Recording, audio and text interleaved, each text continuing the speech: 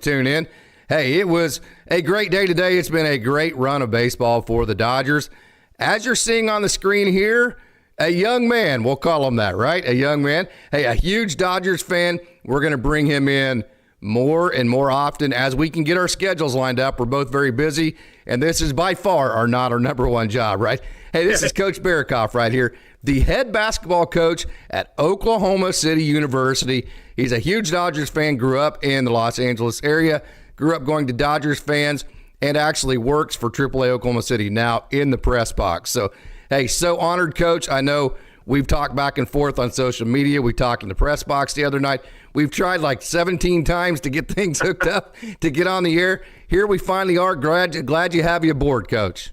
Hey, listen, I've done a lot of podcasts. This has got to be the favorite one I've ever done.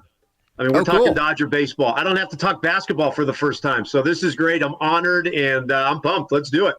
Okay, let's do it. We're going to have hopefully a good crowd come out. Daniel Berry Sports Highlight has already checked in. So, hey, let's get to some of the notes. What's going to happen tonight is we're going to talk about the Dodgers like we normally do. We didn't do a show this morning because the Dodgers played so early, so we knew we were going to have a live show tonight. We're going to talk about the Dodgers for a little bit with Coach Barikoff. Then we're going to take a trip down the farm. I have a pre-recorded down the farm segment that we're going to play. After that, you get to look at my ugly mug by myself, and we can talk some more Dodgers baseball after that. So, hey, Coach Barikoff, I know for 100% fact, we've talked enough to know that Andy Pages has been your number one prospect, maybe of all time, not just of this generation. You have been super high on Andy Pages for a long time.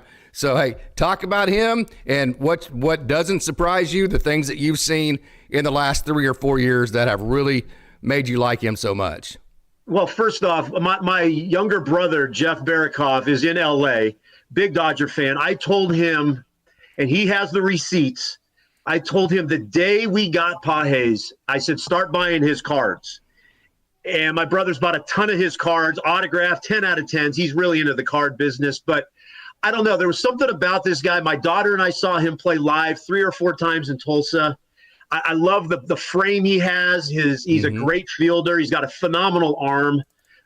He looks like, the day he came up with playing his first at bat, first swing hit, he just looks like a guy that fits a Major League Baseball ready right now. And I've thought that for a long time. And, he went through the injury, the shoulder injury, and to come back from that so fast and to be doing what he's doing, you see a lot of rookies come up and they look like, okay, we're going to have to give him some time. Pages looks like he's going to be a main staple in the outfield for years to come. He doesn't look like a rookie.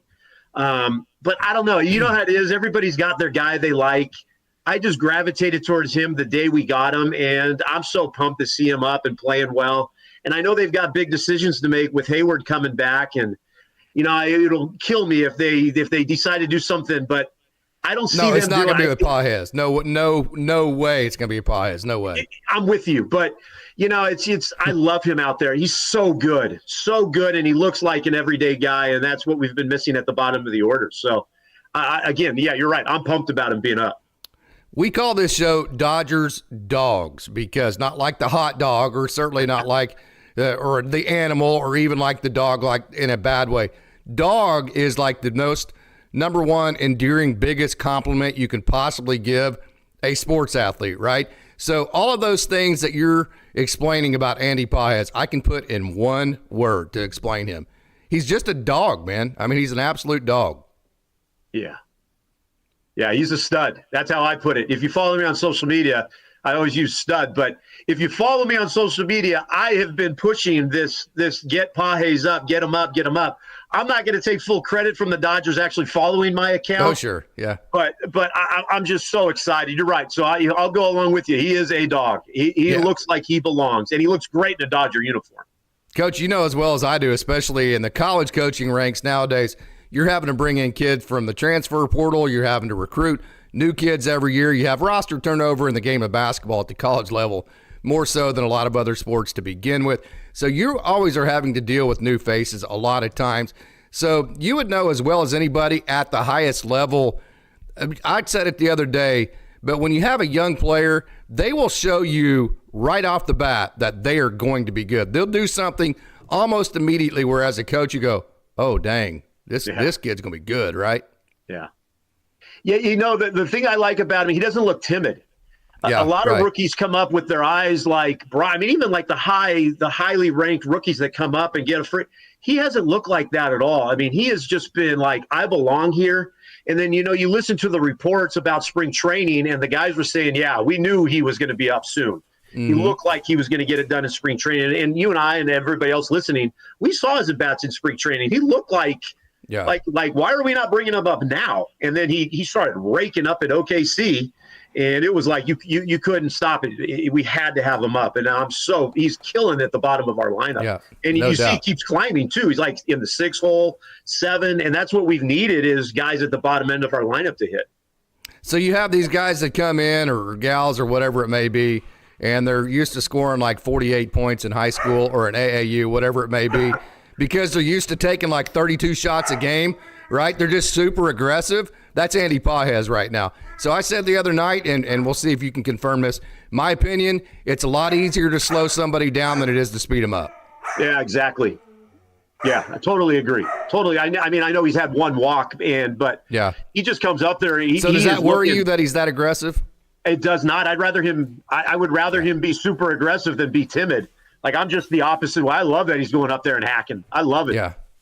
So is that kind of the coaches in you? Is that the coach in you saying, hey, this is a young kid that's aggressive and they'll be able to slow him down? Or is that the Dodger fan in you that's so happy that he's so aggressive, you think? I'd like to say it's the coach in me because I don't want to put a guy in there. You don't want a kid to come in there and be like nervous and timid, and then you have to yank him out. It's like they said from day one, we're going to get him and play every single day, and he's taking advantage of that. I mean, I would rather him be overly aggressive and swing like he's swinging than him being up there taking pitches and striking out on looking, Yeah. So I love what he's doing. Yeah. So this roster is one that has been constructed. It's so unbelievable. It just does so many great things that it never surprises you, right? So the Dodgers have been like in the lead, being creative on how to give their pitchers rest. Typically speaking, their pitchers go 6 innings, not a whole lot more than that. But Coach, in the last 4 outings, not including obviously Walker Buehler's first outing back. That wouldn't be fair to include that in. But of the regular pitchers that weren't making like a debut like Walker Buehler, 28.2 innings. So when you're getting that kind of length out of the starters that the Dodgers are getting right now, of all the things that I expected out of this roster that I expected greatness from, that probably was one aspect that really has taken me by surprise. Yeah, I mean, for a time there, I don't know if it still is, our bullpen had the most innings in all of baseball. Mm-hmm. But, I kept thinking, this is typical Dodgers. We're going to be patient with our starting pitchers. We're not going to throw them super fast early. And they now have built in, you might have said the numbers, but, the last 8-9 games, they've almost been unhittable. Yeah. And then to see Gavin Stone doing what Gavin Stone is doing, and I don't know if anybody listened to the interview with Freddie Freeman after the game. I was listening to it on the radio. He said, I saw this in spring training, that he was ready for this next step. Knack came in and was great. Yes. We've got a great starting staff, and we're not even fully there yet. Right. But I think the Dodgers' patience and not burning them early is paying off. And I know a lot of Dodger fans were questioning the bullpen, but it's Dodger. We're going to be fine. I mean, the starting pitching right now is starting to come through, and I don't even think we're playing our best baseball yet. So I'm excited with what our starting pitching had, and having Buehler back. Come on now, that's awesome. Absolutely is. I thought Buehler was good the other day. Hey, there's a difference between command and control. We talk about this all the time. Control is just getting the ball in the strike zone, just throwing strikes. Like control is what you tell a 10-year-old to have, right? Hey, let's just throw strikes. Yeah. But then you have command after you're throwing strikes, where you'd actually have to locate your pitches because you have major league hitters up there. I mean, the Marlins have major league hitters. They reminded us of that the other night. So then you have to actually locate in the strike zone where your strikes are at. So right now, Walker Buehler, velo good. The control is good. Command is coming and going. And here's the thing about Tommy John. It's not the pain. It's not any of that. What it is, and I've talked to all these guys, and this has been the narrative with every one of them, from Gus Varlin to any of them that have had it. Said, hey, it doesn't hurt. It doesn't feel anything like that. It's just it doesn't feel the same.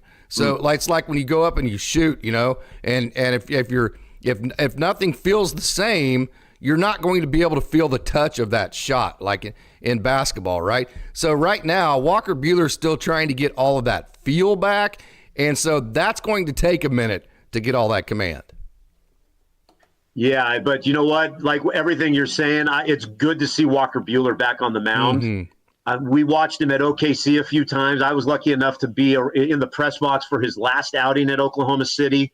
And you could just tell he has that competitive juice going again. Like, I know I'm right where I need to be. And watching his first outing with Los Angeles, I was not worried. He looked like the old Walker Buehler, maybe not like what we saw early on, but he had that competitive fire. Like, he knows he's on a really good team. He knows he doesn't have to be perfect throwing. So it's going to take him some time, but it was so good to see him back on the mound and feeling good about stuff. And yeah, it's going to take him, what do you think, 10 outings maybe? I mean, I don't know. I mean, that's kind of what longer. I said for me. I mean, it takes a minute. But the good thing about it is almost like the guys around him said, hey, we know we're only going to get 3 or 4 out of Walker Buehler.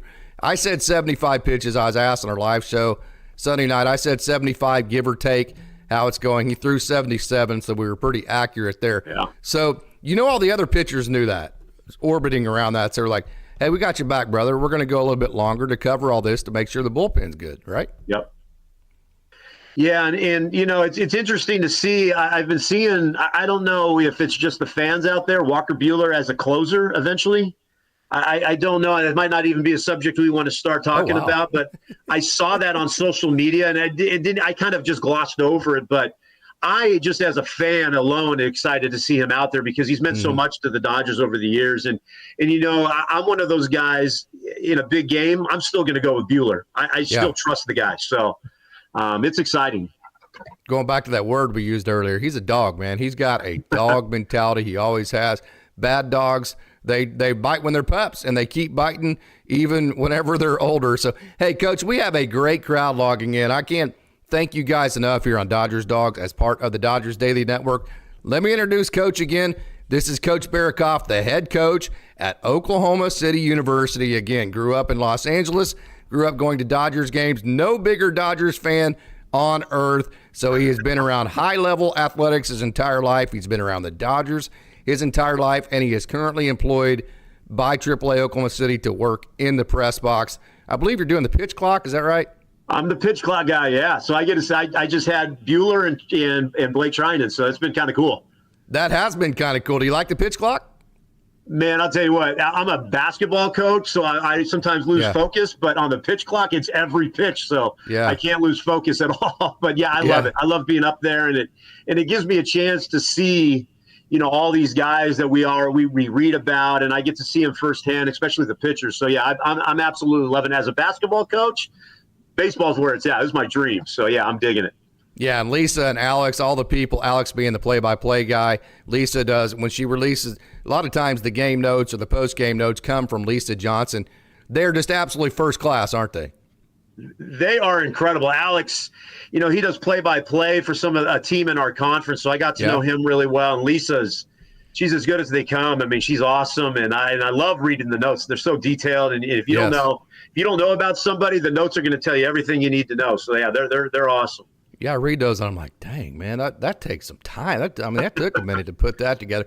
Hey, Showtime LA, thank you so much for joining. We will get to our talk about Tyrone Lorenzo, Diego Cartaya, what we think is wrong with their swings. We'll do that here in a minute, but I want to get back to the crowd. Wanted to introduce everybody to Coach Barrakoff. This is going to be a regular occurrence. As much as Coach Barrakoff has time and is willing and is kind enough to hop on, we will take him. Hey, Brett Rose, thank you so much for joining. Our moderator, Gregory, is in the house. Coach Gregory always does such a wonderful job in her chat. Roy Estrada, wait till you read this community, Coach. Dodgers Daily, one thing I'm very proud of, you know, we address all the good and the bad side of things, but, man, we do it in a way that's constructive. We do it in a way that doesn't throw shade on people. It's not throwing people under the bus. It's constructive conversation around Dodgers baseball. You will find that in this community. Roy Estrada brings his A game every single time. Same with Mr. Classic, who is in the house. Mr. Classic, first comment, Pajes is so aggressive. So we have a great crowd logging in. Ela Shiva is in the house. Ela Shiva always brings her A game as well. Gavin Stone was a stud today, no doubt about that. We'll get into a little bit of Gavin Stone here in just a minute. Was so expected of Gavin Stone, says Mr. Classic.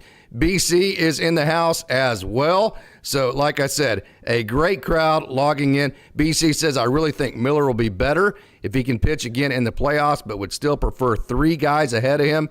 Got 2 now. The thing is, the first round, you're probably only going to need 2, maybe 3. Second round, maybe 3 starters. So, hey, we have a great crowd logging in. Coach, let's get to the Gavin Stone outing and go back to the end of last year. I know you got to see a couple of his outings in Oklahoma City when he got sent back down. He made a ton of adjustments. He added to the cutter. And I really thought in a couple of outings this year, you saw the difference in Gavin Stone this year and last year when maybe he's not landing the changeup, or we saw the home run on the changeup today. Instead of force feeding it, now he has a little bit of bigger of a bag to go to. You know, he can throw the 2-seam that can take the right turn. He can throw the cutter that takes the left turn.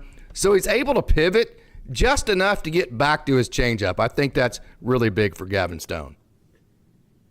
Yeah, you know, the thing that I see, and again, just from a basketball coaching perspective, I know this is baseball, but the confidence. Last year when we saw him, he just didn't walk out there and on the mound. He didn't like just spew out this confidence. And now you look at him, he looks like I belong now. Like I know like the stuff I'm going to throw up there is going to work, and he doesn't look like nervous. I just love the way his composure is right now. And again, I think that's where, like, as fans, we see these young guys come up. We expect so much out of them so quickly, but we have to realize that it takes a little bit of time.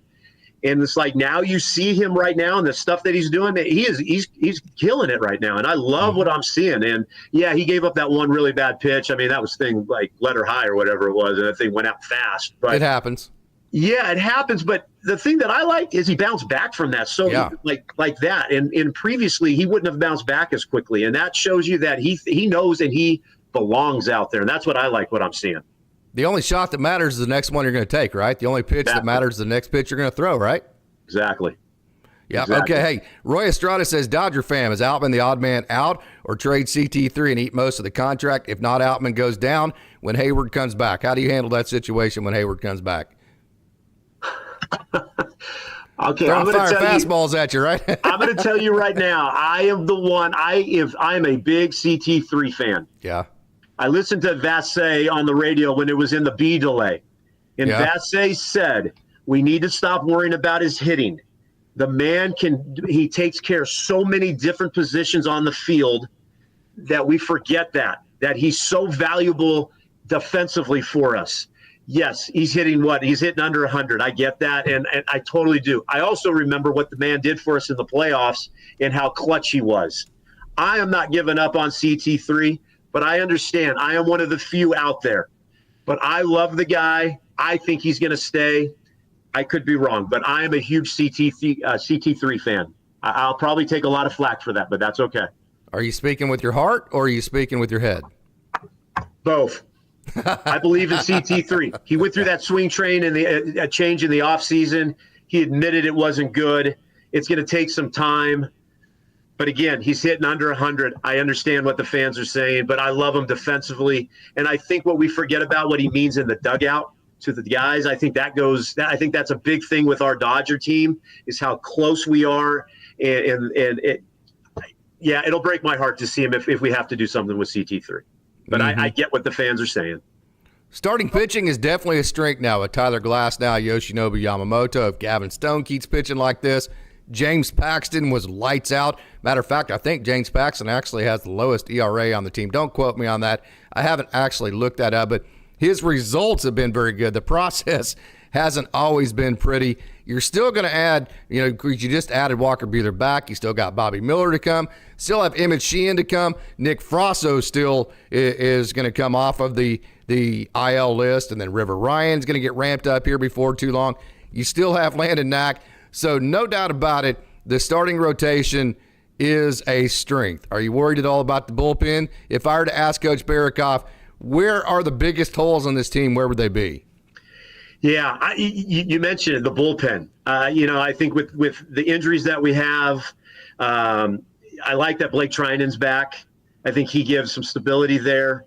Vesia, I mean, you've been a big proponent of that, guys. People go at you all the time on Vesia, but he's been lights out. I love the results guy. are there, man. It's not always comfortable, or I mean, it's like, oh my God, that's. But I mean, it just seems like it always happens, I mean. Yeah, I like it, and I told some friends, like, if Daniel Hudson continues to do what he's doing, that dude is a killer, and he has World Series playoff experience. Well, he threw the last pitch of a World Series. Yeah, and he's given up the long ball a little bit, but I always feel comfortable with him coming in. So, obviously I think the bullpen has holes because of the injuries, and we're rotating guys in and out. But I think once the bullpen gets settled, again, I told you earlier, and this is just me, we're not fully like going on full thing right now, our team. But if that bullpen can get figured out, I think it's going to be really fun to watch. Yeah, if the trade deadline was tomorrow and you could make any decision you wanted, what positions do you think that you would go out aggressively and try to fill? Probably a lights out bullpen guy. Yeah. I mean, like an Emmanuel Clase or somebody like that. Wouldn't that be amazing? I mean, I love Evan Phillips, but I mean, to pair him with him, I mean, I would love that. But that's where I would go. I mean, I don't know if that's a good thing or bad. I don't know, but that's where I would go. Hey, Coach, this is an example of just how incredible this Dodgers Dogs chat is as part of the Dodgers Daily Network. It's simply incredible. BC says Ohtani just went 0 for 4, and he's still first in the major leagues in batting average at .355. As great as we knew Ohtani was going to be, it's better than I could have ever dreamed. I'm just telling you. I am the same way. Listen, I grew up in Los Angeles. I never followed the Angels, so I still don't follow the Angels. So you would only see like the highlights of Ohtani. But now that he's with us, it's like he's great on the bases. He's aggressive. He looks like he's having so much fun with the team too. I mean, he's incredible. Like, and we're not even seeing him. He's not even in the field yet or pitching. Yeah. So and he's only DHing, man. I mean, can you imagine when we get the full experience of this guy? No, he's incredible. He is the face of baseball. Let's not kid ourselves. If he keeps hitting like this, though, seriously, I mean, this is an honest thought, in my opinion. I've been around the game of baseball my whole life and coached for the last 30 years of my life. If he keeps hitting like this, I'm tempted just not even to pitch him. Hey, you are impactful enough offensively. We don't want to mess with your arm. We don't want to mess with the vibe we've got going. We've got plenty of pitching, okay? Let's just let you swing the stick, and let's not take any risk that we lose that. I'm tempted to think that way.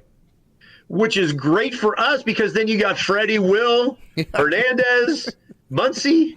Like, I'm with you, though. I mean, it kind of makes sense. But, I mean, the other thing the guy talked about Ohtani, Mookie Betts hasn't even been hitting the last 3 or 4 games. He finally got a hit and helped my MLB with the streak today. But he hasn't even been hitting the last 3 or 4 games. But it's like the lineup is just – it's so tiresome to go through. Like, I listen to Joe Davis and Oral talk about it all the time. It's like it's fatigue to have to go through that whole lineup. But, with Ohtani going 0 for 4 and still leading, that's crazy. So it's almost impossible, as great as major league pitchers are. It's especially the way that, and I've mentioned this a couple different times, the way that Ohtani, especially Ohtani, but Mookie Betts does it from time to time. Definitely Max Muncy does it, where they foul off a bunch of pitchers' pitches and they have like 7 or 8 pitch at bats. That's like the most underrated part of this offense, is that they grind out pitches and pitches and pitches, and then they eventually grind out an at bat until a pitcher makes a mistake, right? And then once a pitcher makes a mistake, they don't miss it. So imagine going through the lineup with Mookie and Ohtani and Freddie and Will and Max and Tio, and they're like just grinding out and fouling off all these pitchers' pitches.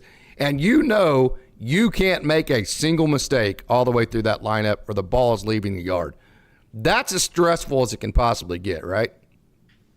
Well, what I like too is even when they do that or they don't get a hit, the guy in the behind him is getting to see all these pitches, and they're making this guy throw 8-9 pitches every single time. Yes. I mean, that just wears. And the way this era of baseball is, I mean, that just wears on the pitch count. So, you're right. I mean, Mookie goes up there 7, 8, 9 pitches. Ohtani 7, 8, 9 pitches, and so on down the line. you're just wearing out that starting pitcher. And the more pitches they get to see, that's what I notice, at least from my perspective. It's they just grind out at bats every single time, and that's what's so fun to watch. Yeah, then that also helps the bottom of your lineup, who, by the way, it was nice to see. Now, I was a little disappointed. You know, I'm a huge James Outman fan. Nobody has more confidence in him. I saw him at Great Lakes, and I saw his very first game in person at Tulsa when he first came up, and it was like, oh, damn, who's this guy? I mean, he's just a big old King Kong-looking dude that period of time in his career, too.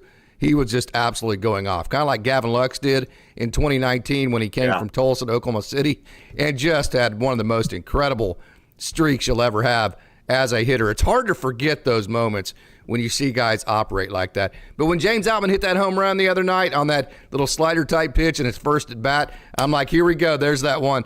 I was disappointed that he went 0 for 3 after that. But anyways, I say that to say James Outman, one day, you score 2 runs with the bottom of your lineup there. Gavin Lux, we talked about quality at-bats. He had grinded out a good at-bat in front of James Outman. 2-run home run to give the Dodgers the lead. Very next night, the bottom of your lineup again hits another home run. So if you can just get somewhat production like that, it was good to see. Now, obviously, it was like 2 or 3 for like 11 something. It wasn't like unbelievable or anything, but it was better and it was encouraging to see those 2 home runs. I agree. And you talk about Outman, you're going to have to fight my daughter, Jacinda. She loves the last name. She thinks it's very funny that Outman is in the outfield. So that's my daughter. But she's a big Dodger fan. But, I was listening to the broadcast, and they said Outman says, I'm going to stop worrying about all these mechanics. I'm just going to go up there and swing. And it's like, that's what I want to hear. Yeah. I think in our day and age in baseball, there's so much with the mechanics and the video and stuff. It's like with Outman, as athletically talented as he is, I just want to see him go up there and play. Just get up there and swing the bat. And I saw that on that home run. But, it's like we're in the day and age of like we want to see success in right away. And I think that's what's struggling with Outman. For me, and probably you, we could be patient. I would love to be like, let's roll Outman out there all the time because we know. But we're in our society now and the day of baseball is we want to see results. And I understand that. But you're right. The bottom of the order, if the bottom of the order can get figured out like it's starting to, like where's the break for a pitcher? I mean, you've got Pages, Lux hits a home run the other night. You got Rojas, who I think is playing great now that there's not all this pressure on him. It's great to watch. And then you've got Kike, who's looking a lot more confident. If you follow me on social media, I think Kike is the greatest thing that ever existed. I just love Kike. But and then if our man CT3 starts to hit, okay, and you see Barnesy's hitting 243, that's like 100 points better than he hit last year. It's enough. Right? Yeah, so I'm excited. I love it. Yeah, in basketball, of course, I'm using a lot of basketball analogies because we have Coach Barikoff in us, who is the head basketball coach for Oklahoma City University and a huge Dodgers fan, grew up in the L.A. area. We're so honored to have you on, Coach. Also works in the Oklahoma City, AAA Oklahoma City. Should be the 89ers, used to be the Dodgers, currently the baseball club, works in their press box and does the pitch clock, so we're honored to have him. So I'm using a lot of basketball analogies because he's a big-time basketball coach, right? But, in basketball you have shooters and then you have scorers, right? So, like, the shooters you're real analytical with. Hey, you got to come off this pick. You got to get to this exact spot on the floor. You got to shoot it from right here. It's got to be from this distance, that kind of thing. Your scorers, you just kind of go, hey, give them the ball, set a pick, and let them figure it out on their own where the shot comes from, right? When I hear you describe James Outman, he's more of the scorer than he is the shooter, right? Yeah, totally agree with that analogy. I mean, that's just, again, I like to be patient with these young guys that come up. I know we see how successful they are down in the minors, and it's like we expect them to come up here and just get after it, right? But I love Outman. I think the athletic ability he brings to the outfield, he's so good at center. The future's really bright. I mean, for all we want to say about the success right now, Outman and Pages. And then you got Vargas, who's hitting right now, playing a lot of left field for OKC. I mean, the future is so bright. And people want to say, and you've probably touched on it a lot, that we buy, but our farm system is loaded. And guys that are successful are our farm system guys because we do it the right way. And I will fight till the end of time about, I think our farm system, we do things the right way and producing and get our guys ready for the big leagues. Seems not as bought as you think. Tyler Glass now is a Dodger, because you gave up two damn good players. And if you don't believe me, just ask the Rays, man. Johnny DeLuca's killing it, and we told you. Johnny DeLuca is legit, man. This kid's legit. Yep. He was a switch hitter at Oregon. He slapped a little bit from the left side, got with the Dodgers, ditched the left side, grew some muscles, right, and started hitting some home runs. And he's always been a great athlete. Ryan Pepiot, the narrative on him from Dodgers fans has always just baffled me. I mean, it's like he's always had this really good ERA. He has a couple of really, really nice pitches, and Dodgers fans are like, oh, he's a number 4. And I'm like, okay, if you say so, right? I mean, one of those type deals. So I only say that to say, hey, that's here nor there. That's an opinion, and it doesn't matter, and I'm totally glad we have Tyler Glass now. But I only say that to say we only have Tyler Glass now because our farm system did its job. I mean, you're talking about a kid that came out of Butler and a kid that came out of Oregon that was like a 26th round draft pick that turned around and got you Tyler Glass now, right? Max Muncy. Now, I know the Dodgers didn't draft him, but he is a Dodger, man. The Dodgers invented this guy, okay? Chris Taylor throughout the years, the Dodgers invented Chris Taylor. Will Smith is absolutely a Dodger. Andy Pages, absolutely a Dodger. Almost your entire bullpen, either the Dodgers drafted them or they invented them. So, yes, you did get Shohei Ohtani. Yes, you did get YoshinobuYamamoto. You got T.O., you got James Paxton. But you were only able to do that because your farm system was so good and it gave you contracts that were favorable to be able to go out and be aggressive. So the built versus bought, to me, is a massively overrated argument. I'm not going to say the Dodgers didn't buy, but of course they did. They're the freaking Dodgers, man. I mean, right? And they deserve to do that because they built a good farm around it. Yeah, and I'll just touch on this. All this stuff the Padres are doing, giving up their whole farm system for whatever they're doing. I love seeing that. And you're right. You touched on the guys that we've given up for some of our guys. How much smarter? Maybe I'll go on. I'll start the rivalry with the Padres. How much better are we developing, drafting, trading, and finding the right fits for our organization, not what the other guys are doing? And it's almost like they're just trying to stay in the arms race by getting rid of all these guys from their minor league system to get these guys to stay up with what we're doing. But you're right. It's because our minor league system is so loaded and so talented, and we've given up all these guys, and we're still in the top 5 in terms of all of baseball organizations with our farm system. That's just how loaded we are, and that goes to the credit of the drafting and the scouting. Yeah, you've given up Victor Gonzalez. You've given up Yorbit Vivas. You've given up Johnny DeLuca. You've given up Ryan Pepiot. You've given up Nick Nastrini. You've given up Jordan Leisure. And I'm going to miss about 25. Nick Robertson. And like you said, you're still absolutely loaded in the farm system. So it is exciting. Hey, we have a question here from Roy Estrada. Casey, your coach, do you agree that we need to go after Tanner Scott, lefty for the Marlins? We actually saw him pitch yesterday in high leverage playoff environment. We need dogs. I'll say this, Roy. As the season goes on, this is the walk year for Tanner Scott. So the closer you get to the end of that contract, the cheaper he becomes. I think the Dodgers think they can wait and make him much, much cheaper. As we go on down the line, the Dodgers are going to be in first place for the next, however, probably the entire year. So I don't think they have to go get him right now. I think they can wait. I agree with that. I don't have much else to say other than I agree. I don't think we need to jump anything just right now. I think we could wait till the trading deadline and get what we want to get at the time when we really need it. And high leverage left-handed arm, I totally get that too, though. I mean, we're going to need that. But I think you're right. We can definitely wait. Yep. Hey, we have a comment about Michael Busch. I went on Dodgers Nation Coach with D-Mac, who, by the way, I say this every time I'm on. He's absolutely, hands down, the best Dodgers content creator out there. He's just simply fantastic. Just does a great job over there at Dodgers Nation. So when I went on with him, he asked, is there any way that the Dodgers could lose this Michael Busch trade? Or what happens if he goes and goes off and has a great career with the Cubs? And my comment was, great for him. The Dodgers didn't have a place for him. Okay, unless you want to move on from Max Muncy, unless you want to move on from Freddie Freeman or Shohei Ohtani, there was no place to play Michael Busch. They were never going to make him the everyday second baseman. And they darn sure weren't going to make him the everyday left fielder. I saw that with my own eyes.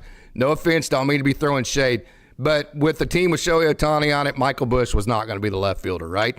So the Dodgers had no choice with this guy, okay? So the best the Dodgers could do in the Michael Busch situation, because he was blocked, was to create a win-win situation.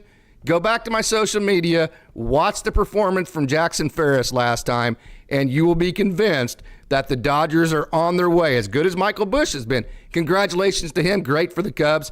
As good as he has been, the Dodgers are on their way to having a win-win, which in that scenario, man, that's pulling on a Houdini act as far as I'm concerned. Yeah, and I watched Busch 5-6 times down in Tulsa and loved him. And then you saw him come up with OKC, but you always had in the back of your mind, where are we going to play this guy? I think this was so good for him, and you can see that. I think he understood too, like, this is the right move for me. And you can see how good he was. I mean, he's doing great. I mean, I'm excited for him. I'm not like, I can't believe we got rid of Michael Busch. Yeah, absolutely. You're right. I mean, I'm not getting rid of Freddie Freeman, and I don't think Busch ever would have had that argument. I think this was he probably thought, you know what, this is a great move. He's out of that shadow. He doesn't have to worry about coming up, and I got to do 10 at-bats, and I really got to show, and then I'm going back down to Oklahoma City. He's getting to play every day now, and he's showing what he can do, and I think it's a great win-win for everybody, and you're exactly right. Exactly right. And that trade, I think it's going to end up – I could be wrong. We got the Hope kid out of this, correct? Yes, Zaire. He's good. He's a tank, man. I watched him the other day. I love that kid. Yeah. I love that kid, but I think it was a win-win. Absolutely. Absolutely. I've talked to several different people, scouts and just people that go to games, that have seen quite a few Rancho games this year, and they have said point blank, like 3 different people that are very good baseball people, the most impressive kid that they saw from position player was Zaire Hope. And that's a loaded lineup right now. And that's when they had Jake Geloff. Of course, Geloff just got moved up. But I just say that to say that's an opinion, whatever. I just say that to say that's how impressive Zaire Hope is. Of course, they're always prospects until they're not, right? So we'll have to see. Hey, here's another point on that built versus bought. This is a great point from BC, Coach. Another example of just how great the Dodgers Dogs community is as part of the Dodgers Daily Network. Freddie and Glasnow are from L.A. They came to Los Angeles because they wanted to be a part of their hometown team. So in a way, that's part of the built process too, right? You know, Freddie's from El Medina High School, and my brother was a high school basketball coach at El Medina. So now Freddie wasn't there at that time, but he's an L.A. guy, Orange County guy, and Glasnow was right down the street from Dodger Stadium for the most part. And I don't know if you might have to do the research on this. I don't know if Glasnow pitched in Dodger Stadium in the CIF high school baseball playoffs, but yeah, these guys all wanted to be Dodgers. I mean, this is what the Dodgers do. I mean, it's just a great organization, and you guys are right. And your dog is even agreeing with it. I love it. My Dodgers dogs, man, they get fired up about me being on the air. They give me about 7 minutes, and they're like, Daddy, it's time to go for a walk, man. What are we doing, dude? Right? I love it. It's awesome. Hey, Austin Brubaker, my usual co-host, is in the house, Coach, and he said that you're doing a great job, and if that's coming from Austin, that means a lot because he absolutely kills it. And by the way, Michigan, we had tornadoes in Oklahoma. What was that, Monday here in the state? Michigan actually just got ravaged yesterday by tornadoes. I know Austin's hometown, he's actually out of power right now, which is why he couldn't come on tonight. So, hey, we want to think about Austin definitely as they avoided tornadoes yesterday. Yeah, I don't know how many Los Angeles people are on here, but I tell everybody I'd rather have an earthquake than this tornado business. So that's just me, though. Yeah. Hey, what do you think about San Diego? Do you like their roster? Are they a serious player? You know what? They look different than last year. We have to be honest with ourselves. They look a lot more cohesive. I'm a big man. I like Manny Machado. He's never bothered me. So I mean, I like him. I think just they're doing some odd things in the middle infield. Where they've got the center fielder, everybody, they're getting all these shortstops out there. I don't know. I think they look better than last year. I'm going to say that. They look more like bought into what they're doing. Last year, that was just a circus. There was nothing I liked about San Diego last year. I think they're going to get better as the year goes on. Roster construction, I don't follow the Padres like that, but you guys would know more about that. But I think they look better than last year. Correct me if I'm wrong. Yeah, I think they do, and I think the management part of it's probably a little bit better this year too. But yeah, hey, I think that's definitely a scary team, no doubt about that. But the Dodgers, they have looked really good. I'll tell you another part of the team that I think has been a pleasant surprise. I think Max Muncy and Gavin Lux, at least for the most part, there's been some rough times, at least for Max Muncy. I think their defense has been better than I think maybe a lot of people expected. Okay, so let's start with Muncy. Like everybody was just spring training on, like he can't play this. We got to move him out of there. But if you really watch the Dodgers, Muncy's getting a lot better. He's getting a lot better feel for third base. And I saw somewhere an article that it takes time. Like it's the hot corner for a reason, right? I think he's gotten so much better. And working with Dino Ebel, like, come on now, he's one of the best in the business. Yes. And they talk about it on air all the time, the effort and the time that Muncy is putting into it. And then moving over to Lux, like he's coming off of a major knee surgery. Mm-hmm. I think people, again, were so quick to judge these younger guys, and he's coming off of not playing for a full year. I mean, that's any sport you play. Being off for a full year, you lose a little bit of that. And I love the fact that they're giving him some time. Now, I know Rojas is now playing second, but I don't think that's affecting Lux at all. He looks more comfortable. And if you listen to his interviews, he's working in the batting cage all the time. He's working on different things, and he hit that home run the other night, and he looked good doing it. But that's just my fan in me talking about these two guys. But I then look at it from a real perspective. They look much better if you really want to be honest about it. Yeah. And Dodgers fans are you mentioned it a minute ago, Dodgers fans are so hard on Gavin Lux. He actually was a good offensive player in 2022. He's been a very good defensive player this year. Mookie Betts, I know Mr. Classic we always get in some great conversations. He thinks that the shortstop position is harder on him than right field. I 1,000% disagree with that. I think in the outfield, Coach, you know as well as I do, when you're just standing still and you're not moving and your mind's not engaged and that kind of thing, and then you have all that space in the outfield to cover versus being a shortstop, you have a smaller area to cover. You're moving more, which keeps your blood pumping more and your brain's more engaged. I think from a physical perspective, and Mookie Betts has actually said this, I actually think shortstop is easier on him than right field was. And he's actually said that. So now, and I could be wrong. Mookie started off as an infielder. Right field is not his. I mean, he's a natural right fielder because he's a stud. I mean, he's a Gold Glove winner, right? But I love him at shortstop. I love the athleticism we have there now.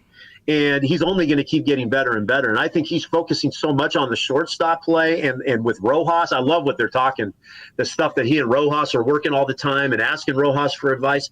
I think it's helping in his hitting. He's not up there. He's just up there hitting now where he's concentrating on his defensive stuff. Now, I'm not a full-on baseball guy, so I could be wrong on that. But I love Mookie at short, and I agree. I think it's less wear and tear on his body having to run it 9 innings in and out from the dugout all the way out. 330, whatever it is out there all the time. So, but I'm with you on the body. I think it's going to pay off for him.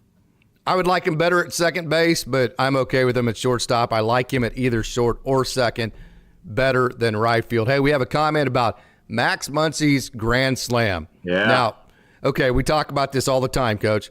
What makes Shohei Ohtani, Freddie Freeman, and these guys such great hitters is that they're great hitters first, that sometimes get the ball in the air because they're so talented and so strong and hit home runs more than sometimes, quite a bit. But they're not up there trying to hit home runs. They're up there trying to be a great hitter, right? So when you look at Max Muncy's grand slam, Shohei Ohtani's home run the night before, Freddie Freeman's home run the night before, you had 3 home runs in a row that were either opposite field or dead center. That's a pretty good offensive approach if you're the Dodgers, right? Yeah, what does Jerry Harrison say? Oppo taco or whatever he says? Yeah. I mean, seeing Muncy, like, that's what they always talk about, Muncy. If he's going opposite field, that means, he's really dialed in. And, I mean, he took that thing, like, he looked great at the plate in that grand slam. And it was funny because, we gave up that 1 run on the first pitch, and I'm thinking, okay, Dodgers are going to come right back. I mean, this is the way things are going. And then seeing Muncy go grand slam, like, you're right. When he's hitting opposite field, Freddie's hitting opposite field, Ohtani's hitting opposite field. That means they're locked in. And boy, oh boy, Muncy is locked in right now at the plate. Really locked in. Yeah, I know Austin we had some really good conversations in him in the offseason. I'm kind of more of the, hey man, the strikeouts get to me, the low average gets to me. And then he's more of the analytical, but man, the WRC plus numbers, the slug numbers, the RBI numbers, they all make up for it. And me being a little bit more old school. Now, I'm kind of probably like you, Coach. Cool part about it is we grew up without all these analytics our entire adult life. Basically, we've had them. So it's not like we're against them, but it's like okay, well, sometimes they get to you a little bit. And kind of the Muncy deal, I'm on the fence sometimes, but, man, he has just been simply fantastic. He's been a great player this year. Yeah, and you're right, old school. I mean, we used to look at the average home run and RBIs.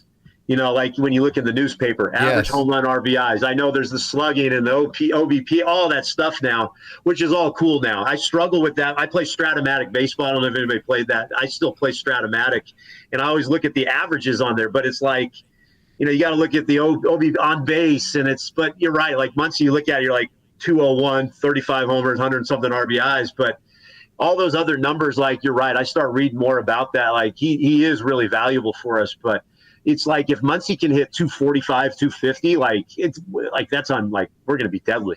And if he's hitting 25, 30, 100-something RBIs, that's a deadly combination, with Muncy. But I'm right. I'm with you, old school. You look at that average, it's like, oh man, but then all the other numbers make sense, Yeah. So we have a question here, and we're going to probably have to tippy-toe a little bit around this because, hey, you work for Oklahoma City, and then I don't work for Oklahoma City at all, but it is out of the kindness of Alex Friedman and Lisa Johnson's heart that I actually get to go and cover those games. So we both have to be careful here. But we have a question as to why did Oklahoma City have to change their name? I'll just say this. They were told by the big club let me give you the background. Okay, so when Oklahoma City whenever the Dodgers moved to Oklahoma City in 2015, Mandalay Bay actually bought the club. So Oklahoma City was actually, I believe, 50% owned by the Los Angeles Dodgers. So I think it was 3 years ago, Diamond Holdings came into the minor league scene, bought the Braves, they bought the Cardinals, they bought all the big brand names, they bought all the AAA teams. So the Los Angeles Dodgers sold all of their, I guess it would be stock, in the AAA Oklahoma City Dodgers at the time. They sold it to Diamond Holdings.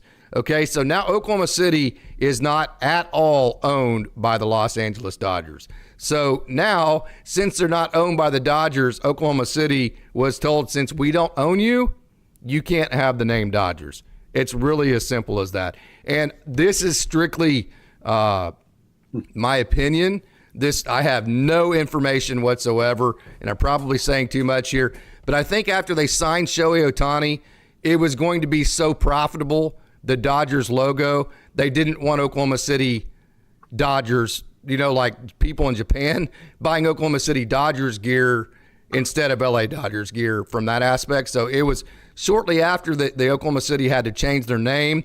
They've been the 89ers forever. They've been the Red Hawks. And so they just decided to kind of punt that down the field until they could figure out a permanent name down the line. But that had nothing to do with Oklahoma City. It's totally understandable on both sides. It is what it is. The only thing I'll add, and I looked at it, there's not many, AAA teams that actually take on the name of the big club, correct? Mm-hmm. I mean, wasn't it kind of an odd thing for us to be the Oklahoma City Dodgers? Like everybody has their own nickname. I mean, the bigger brands, like Gwinnett's the Braves. I mean, like Memphis is the Redbirds, but it's basically the Cardinals. So some of the bigger brands are the same, but most of them aren't. You're right. I mean, that was the only thing I could think of. The only thing that I miss is when you hear Vince Scully used to say it's time for Dodger baseball. That's the one thing I miss. But, I mean, it's all good to me. Yeah, they don't even play that anymore now. They have a different version of it, and it's just, okay, whatever. Right. So that was you did a good job answering that. Lisa can't be mad at us. You work in the press box, right? I didn't go too far, did I? No, I don't think so. Okay, good. I don't want anybody. I definitely don't want to be mad. No comment. No kidding, but I get that question all the time. Hey, Coach, we have an absolute incredible lobby going on right now. So, hey, what we're going to do is we're going to take a trip down on the farm here in a minute. I have a 15-minute recorded segment about last night's action down on the farm. We're going to go ahead and play that here in a minute whenever we get final thoughts here. And then Coach is going to take off. He's got a lot of stuff to do. And then I'm going to come back after the Down on the Farm segment, and we're going to talk even more about Dodgers baseball, and I'm going to answer all the questions you have. So that's what we got going on, Coach. Hey, Coach Barakoff, again, Coach Barakoff, the head basketball coach at Oklahoma City University. And by the way, Abe Lemons, he was quite a character, right? I'm sure you got quotes of him all around your locker room, right? Well, we have the Abe Lemons Classic, and you said you're going to come out there for I that. am. Yes. And then if anybody out there, listen, I love Dodgers. I would love to talk Dodger baseball. Coach Barakoff on X or Twitter. If anybody wants to follow and talk. I mean, I talk to a lot of guys. San Diego Dave out there. We talk Dodgers every single night. But I just love the Dodgers. Grew up going to the games, and glad to be on. We'll do it any single time to talk Dodger baseball. And thanks for everybody that joined tonight. You guys are awesome. Go Dodgers. Okay, we have one more question about Oklahoma City and AAA. Okay, so in 2020, whenever they did all the reshuffling, Rancho Cucamonga used to be high A, Great Lakes was low A. They did a bunch of shifting. Fresno actually was a AAA club, and now they're a low A club. So they reshuffled all this. When they reshuffled all the minor leagues, everybody signed a 10-year contract. So the Dodgers are signed up with AAA Oklahoma City through the year 2030. So the Dodgers, Oklahoma City will be the Dodgers AAA club until the year 2030. But yeah, I mean, Oklahoma City's just in that I can remember when I was a kid, I went and watched Pete Rose play because Oklahoma City was the Philadelphia Phillies affiliate. Then they were the Rangers. Then they were the Astros, and now we're the Dodgers. So affiliates change all the time, but the contract does run through 2030, so that does not change anything as far as who Oklahoma City is going to be affiliated with. You have any comments on that, Coach?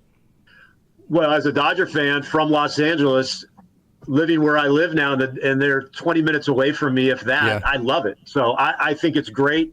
I think it's great to have the Dodgers in Oklahoma City. That's an easy flight, right? Easy flight. Well, that, and they're not always in Los Angeles. I mean, sometimes they're in St. Louis, right? I mean, which is great. That's like, 30-minute flight. So I love having them here. I love to see all these prospects come through.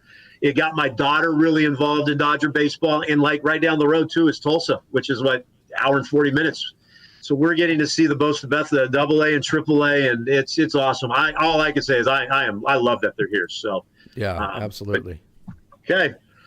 Hey, Coach, you got any final thoughts before we get out of here? This has been a hell of a lot of fun, man.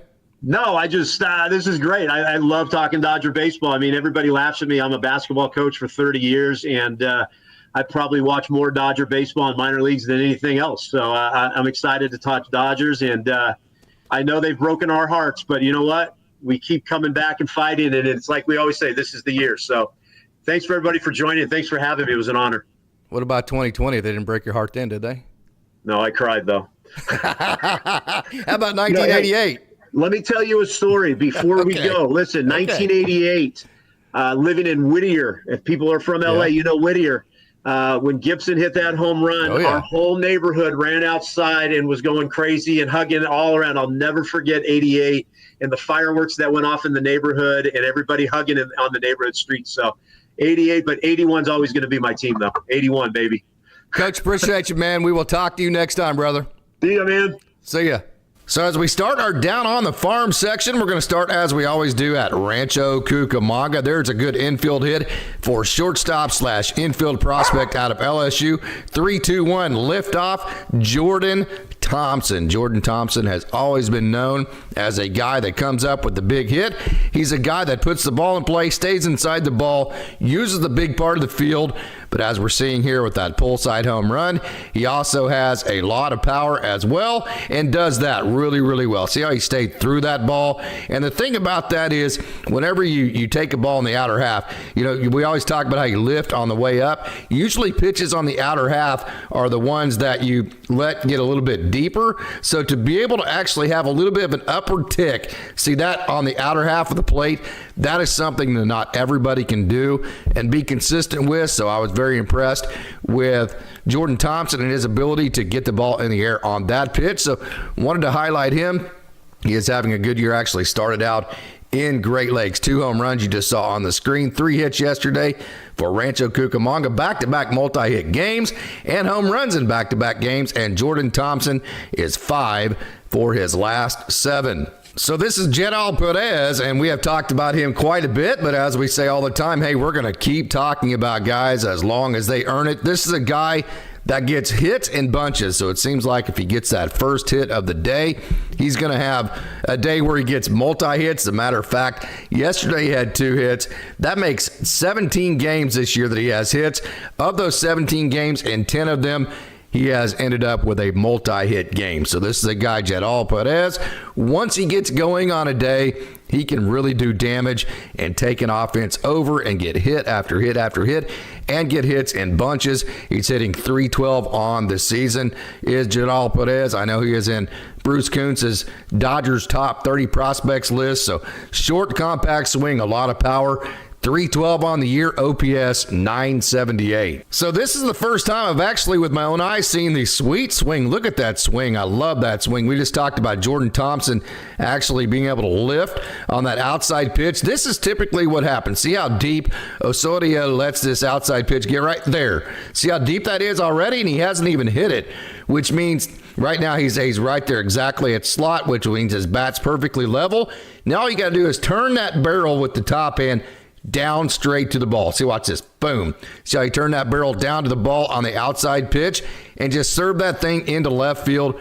That is a skill that has been taught. That is a skill that obviously Osorio has had a lot of repetitions, because to allow a ball to get that deep and to trust that your top end will turn the barrel to the ball, and then also the strength that it takes, because your barrel, the deeper you let a ball get, the less distance your barrel travels, so it takes more strength too. That there's a whole package there to be able to hit that outside pitch like Osorio did. And then also whenever he gets an inside pitch, he can, what I call, stay behind the ball. Now we saw him actually, let me mute that. We saw him actually turn the barrel down to that outside pitch. Now let's watch him hit an inside pitch, and he does what I call stay behind the ball right there. See right here, you're going to see actually his weight and his hands and everything stay behind the ball so he can pull it right there. Pull the hands flat through the zone. So you saw a little bit of everything as far as hitting a ball in the outer half for Osorio, and then also staying behind the ball, keeping the barrel flat at the top of the zone to hit an inside pitch. And I wanted to show you that for Osvaldo Osorio, who, like I said, I had not seen with my own eyes. Looks like he should have quick hands, good bat-to-ball skills, in my opinion. The barrel's in the zone for a long time. He shows tendencies of doing things that take a lot of trust, which means he has a lot of repetition. Again, 19-year-old out of Venezuela. He made it stateside last year. Osvaldo Osorio. Moving up to the high A Great Lakes level, and hey, congratulations to Alex Freeland. The question is, I know Brad Tunney and John Vicari, they kind of mentioned this on the broadcast yesterday. Now that Alex Freeland is moved up to Double A Tulsa, who's going to pick up the slack? This is one guy that could do it. Not going to sugarcoat it. It's been a slow start for Chris Newell to start 2024. Look at that great crowd at Dow Diamond in Midland, Michigan. Those folks absolutely support the Great Lakes Loons, who, by the way, I know there's tornadoes in Michigan. Austin Brubaker, who usually joins for the Down on the Farm segments, actually is out of power right now because of tornadoes. So want to keep all of the people in Michigan in our thoughts and prayers as we move on. But hey, you see Chris Newell, the big power. He's hitting a little bit over 200, so the start has not been one that's been real fast for him. But I assure you, he has every tool, very toolsy, very fast guy, good base stealer, big power. This is a guy that when kind of like Alex Freeland last year, we said that many times, that the stats were lagging behind the talent level that he has. That is Chris Newell right now. Trust me, he has some of the biggest tools of anybody in the organization. Don't go by stats. That's what the process of the minor leagues are there for, is to figure out how to get the stats to eventually meet up with the physical tools and the talent. That's the stage that Chris Newell's in right now. But hey, he leads the league in home runs with 7, so you know he has a whole lot of power, explosive offensive tools, Chris Newell. So Jared Karros just continues to continue on. Let me mute that there.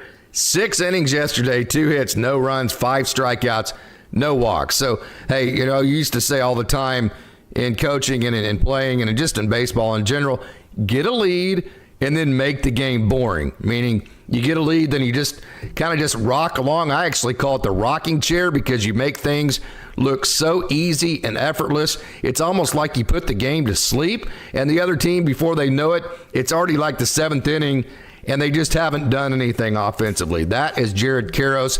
with his pitchability, the way that he locates, the way that he sequences and executes. He just gets in that rocking chair and he puts the game to sleep. And the next thing you know, it's what he did yesterday. 6 innings, 2 hits, and no runs with 5 strikeouts. And he just doesn't give the other team any kind of free baseball. No walks. So Jared Karros, wow, what a year he's having on the year. 5-0, ERA just 174, whip is 077, 32 strikeouts. Check this out. So not only has he been very efficient and all that, like we talk about all the time with his pitchability, he also has been explosive. 32 strikeouts to 4 walks. He has an 8-to-1 strikeout to walk ratio. I know that Brad Tunney on the broadcast yesterday mentioned that hey, surely the Dodgers are thinking about moving him up to Double-A because he has just been absolutely that good. So I would not be surprised if that would not be in order very shortly for Jared Karros. So Jermaine Rosario, we talk about, hey, all the time he's going to have one good outing and then he's going to have an outing that goes a little bit sideways. He's still been on that roller coaster this year, although I will say that Rosario, at least on a more consistent basis, is showing signs of being more consistent in terms of his execution. Yesterday, 3 innings pitched, no hits, no runs, 2 strikeouts, a walk. I mentioned the other day that in the Walker-Buehler game with Ryan Yarbrough, the Dodgers used the piggyback system. That's exactly what Jermaine Rosario was yesterday. I also mentioned that they do it in their minor league system all the time. Well, here's an example of it. So you have your bulk inning guy with Jared Karros, who goes to 6 innings. Then you have another bulk inning guy behind him, which is Jermaine Rosario. Rosario is what's called the piggyback starter. So basically, you have 2 starters, one that actually starts the game, the other guy that comes in second, and then probably next time they do it, they'll flip, that kind of thing. So the Dodgers use that piggyback system all the time. We saw that with Walker-Buehler and Ryan Yarbrough at the major league level the other day. So again, 3 innings pitched for Jermaine Rosario, no hits, no runs, 2 strikeouts, and a walk, and also got his first save of the season. Did Jermaine Rosario, had that big breaking ball and a good fastball at the top of the zone. So moving up to the Double-A level, this is T.Y. Saturday night, he was busy getting game-tying hits, getting 3 hits in front of a huge crowd at One Oak. I mean, it was a charged environment. And then yesterday, he hit the first pitch of the game over the right field wall. This dude, matter of fact, he does that actually quite a bit, where he likes to ambush that first pitch of the game and just shoots him. Look how he's shooting mojo into his own team's dugout, just getting everybody ready, saying, hey, boys, jump on my back. Here we go. Got the day started. Now let's all get in line and let's kick some butt today. He does it all the time. He is a tone setter, no doubt about it.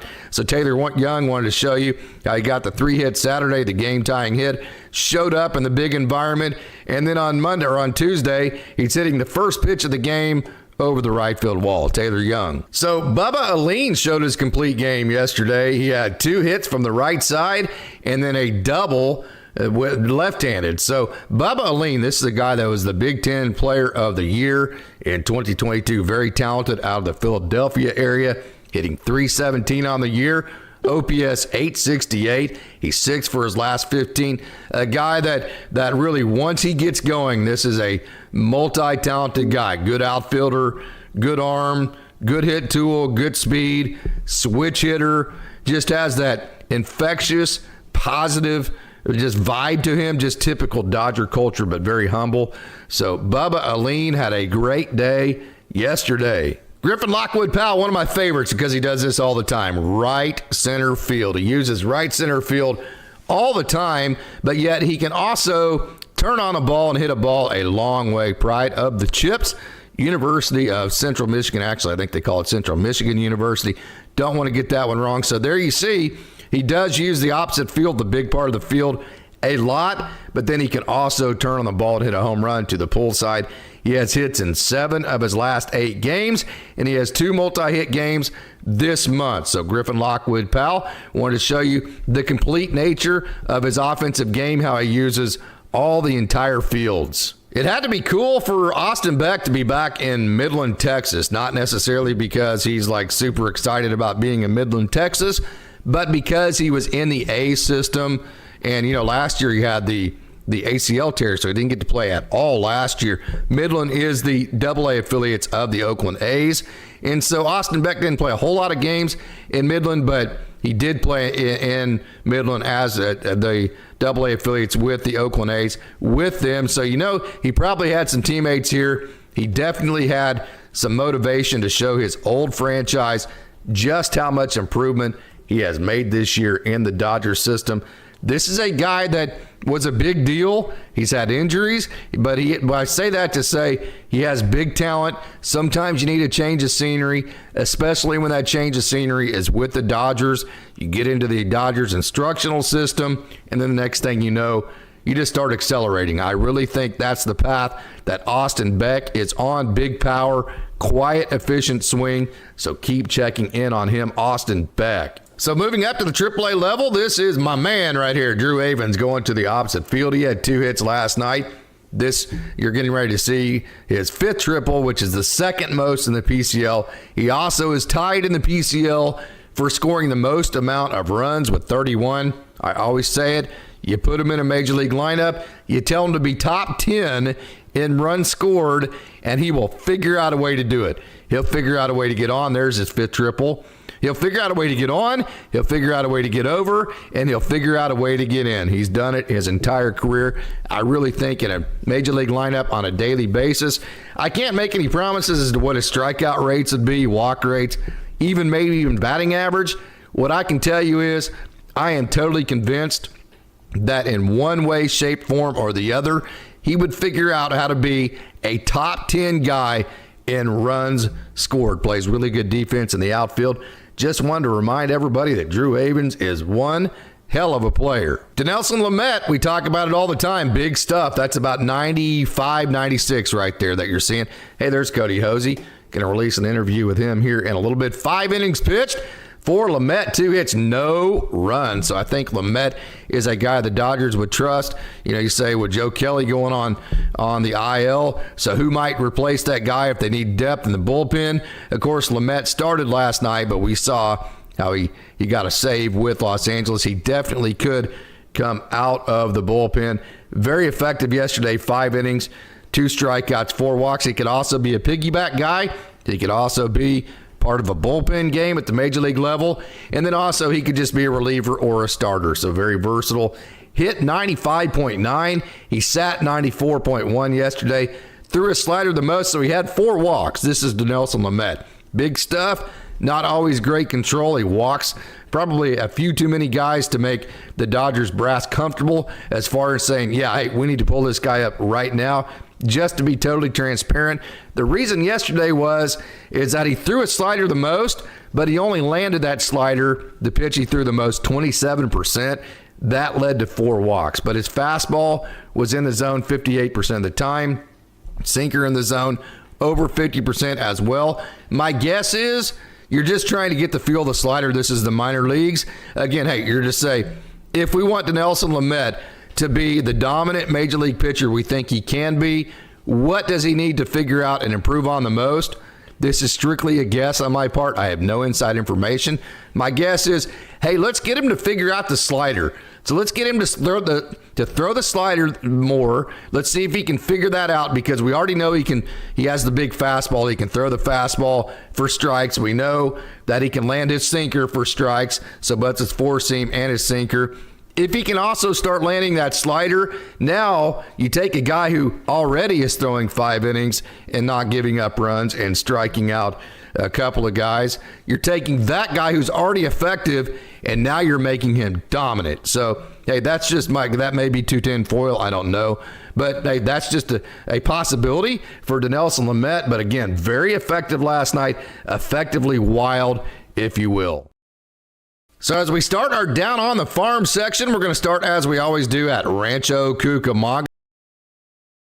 There you go. Okay. Actually, that started back over. I need to take that loop off. But, yeah, there is the Down on the Farm section. And I know we had a couple of questions. Christopher Navarro, Jared pitched on a televised spring training game. with his dad in the broadcast booth. Eric was quiet and nervous. Yes, Eric, the rumor is, and I did ask Jared this when I interviewed him, that his dad gets very nervous when he does pitch. Jared's outing, EK lives nearby Manhattan Beach, about 3 miles from me. Yeah, so we had a question earlier about what's going wrong with Diego Cartaya, and then also I'm looking for actually the video of Cartaya that I was wanting to, right there. That's the one I'm wanting to show. Let me get that muted. Mute right there. I know that's a little bit clunky, and I apologize for that. But let me get this going so we can actually talk about Diego Cartaya and a little bit of what's going on with him. So let me get to the videos, and then let me click it on over. Actually, that's not it right there. Okay, so videos. It doesn't look like I'm going to get there, so I'm going to have to explain this just how it is. Okay, so Diego Cartaya, in my opinion, I've actually explained this a couple of times. My opinion is he's lifting the hands and also swinging with the negative bat angle. When you do that, it makes that inside pitch very difficult to get to, and because of that, I think that's something that window capture right here. Let's see if I can change that. That's something that I think is really getting to him, that inside pitch. He's having a hard time getting to. So, hey, right there. No, one more time. I'm going to try this right there. Okay, this is Diego Cartaya. Let me cut that over. Okay, here we go. Now we are in the game. Okay, so Diego Cartaya, he is a tireless worker. He is a great young man. Nobody's going to outwork him. He's very humble. He's from Venezuela. You know, Venezuelans are very, very humble. Has a good arm, as you can see right here. We're going to show you here in a minute his swing and kind of what I'm talking right there. Okay, so let me back that up, and then let me slow that down so we can kind of analyze this a little bit. And again, keep in mind, I was asked a question, so I'm going to answer it, but there are people in the Dodgers organization that know 10,000 times more about this stuff than I do, that work with him every day. But kind of what I want to show you here in slow motion is watch how the barrel goes below the hands, and then the hands lift before he hits the baseball here, right there. See that? See how he's actually lifting through that ball? I'm going to hit that one more time. We're going to see that one more time. Watch his hands lift a little bit too early, and because of that, he's just missing the ball at about 1/8 of an inch, and that's happened over and over and over. So I think if you would just keep his hands flat just a touch longer, I think he could correct a lot of that. But here's the good thing about Diego Cartaya. Just this time last year, he was the #1 prospect in the Dodgers organization, one of the best prospects in the entire game of baseball. He still has plenty of time. He's still a young man. He's a guy that probably, hey, I have not talked to him about this. I have not requested an interview with him. I won't do it until he actually starts probably playing what he would consider to be his offensive standards, because, I mean, really, what are you going to talk about at this point, right? So, okay, I think, of course, it'd be interesting to hear what he has to say about that, but I think if he was just a little bit flatter through the baseball, kept his hands above the ball, turned the barrel down to it, that would solve some issues there. But plenty of time in a young man that is very humble and probably got caught up with being the Dodgers' #1 prospect, felt that pressure, the monkey jumped on his back, and then everything just kind of snowballed from there. Again, that's just my opinion. I don't have any inside information on that. Nobody has said that to me. That's just the kind of the stance that I take on that. As far as Tyrone Lorenzo, to be honest with you, I have not seen him play enough this year to give you a very honest evaluation as to what has gone wrong with him. I know Austin Brubaker has seen him quite a bit. I think I'm going to punt that ball down the road until we get Austin back on. I think that would be a better question for him. He would have a much, much, much more informed opinion having seen him in person probably now 6 or 7 times. So I think that we're probably, I'm going to wait until we get Austin on and ask him that question and kind of go from there. Hey, what's happening with Hunter Fiducia? Hunter Fiducia had a double last night. One of those periods, Shiba, he's still hitting like 256. So it's more like it's just been recently. He hasn't been hitting the ball. He went like 5 or 6 games in a row without a hit. It hasn't been all year. So It's just one of those deals that in the game of baseball, sometimes you go through streaks. Matter of fact, I'm going to look up Hunter Fiducia right now, so give me just a second. Again, I'm by myself, so a little bit of this is clunky as I look this stuff up. But Hunter Fiducia, his numbers for this season so far, if this will load, 250 right on the dot, OPS 778. And if you look at his game logs here, I was looking at him last night. As a matter of fact, he had a 2-hit game last night, and that was his first hit in the last 3 games. So this has been more. He hit 278 in April. So we're talking about a guy that hit well in the month of April. It's literally just been the last 4 games, and so just one of those periods. So, hey, I want to thank everybody for tuning in. This has been a whole lot of fun. I hope you enjoyed Coach Barikoff. He's going to come on more often. I hope you enjoyed our segment down on the farm and all of that. Hey, to the greatest crowd out there, all of you Dodgers dogs, I want to say thank you for tuning in, and go Dodgers.